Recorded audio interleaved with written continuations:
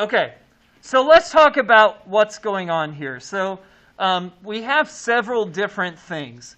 Like on these other equations, there's several different variables. This one is going to be a little tricky the first time you see it, so bear with me here.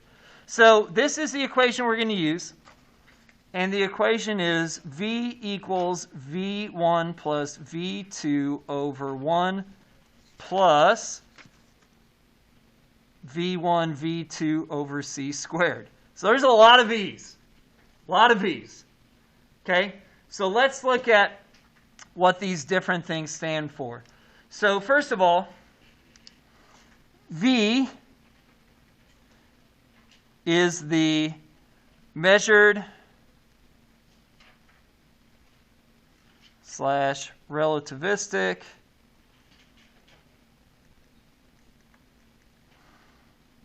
velocity by an outside observer. Okay, V1 is the velocity of the observed object.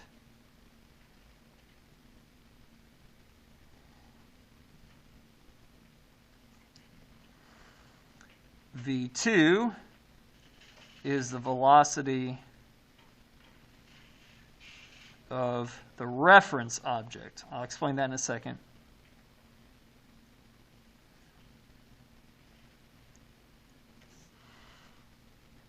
And C is the speed of light, same as always.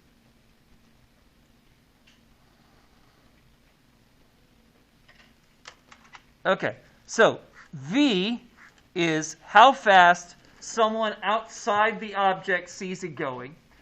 V1 is how fast the object is actually going compared to V2, which is the reference object. So let's put all these together. So relativistic gun shoots a bullet with 0.8 c. So that's the thing I'm looking at. So if that's the thing I'm looking at, that is the velocity of the observed object. So that is 0.8 c.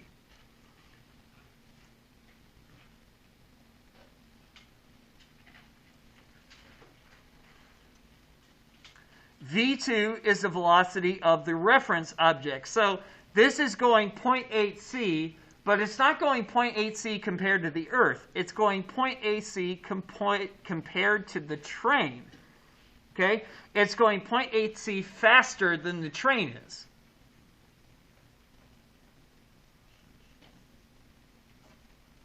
So the train speed is V2. V is the observed velocity from outside observer. That is what we're solving for, because it wants to know how fast would someone on Earth see it go. So someone on the spaceship sees it going 0.8 c.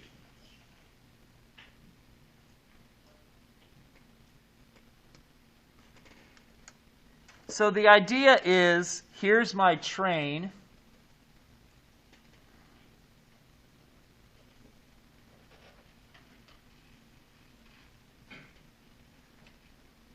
Oh, yeah. Killer train. Chugga, chugga, choo, choo. Okay, and here's the gun, and here's the bullet.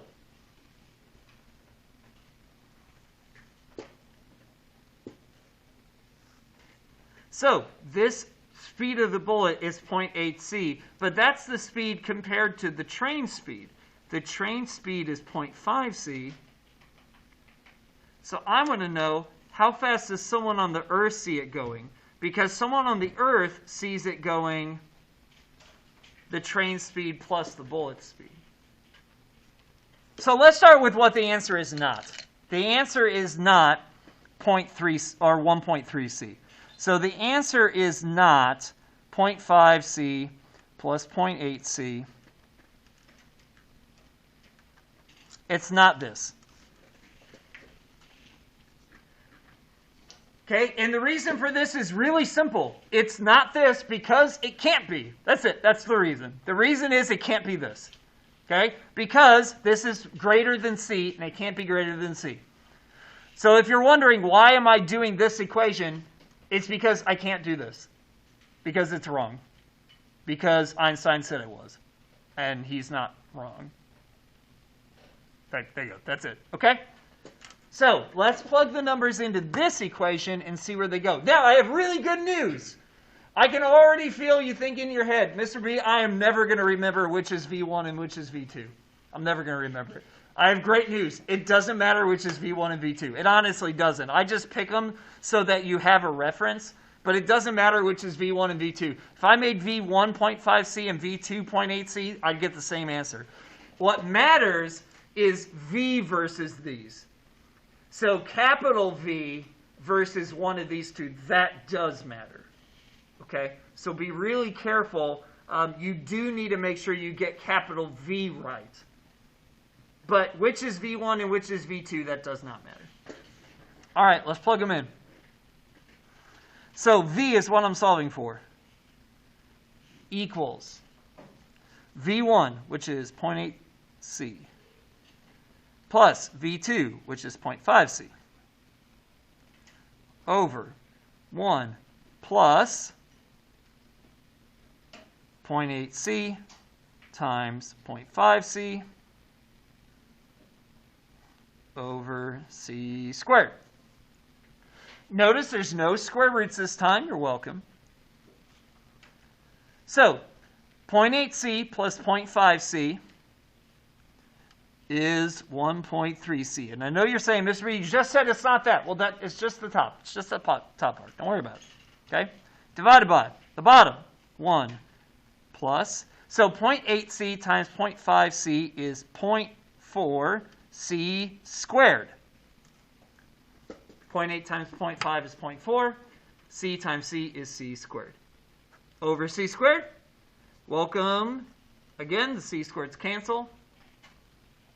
So you get 1.3C over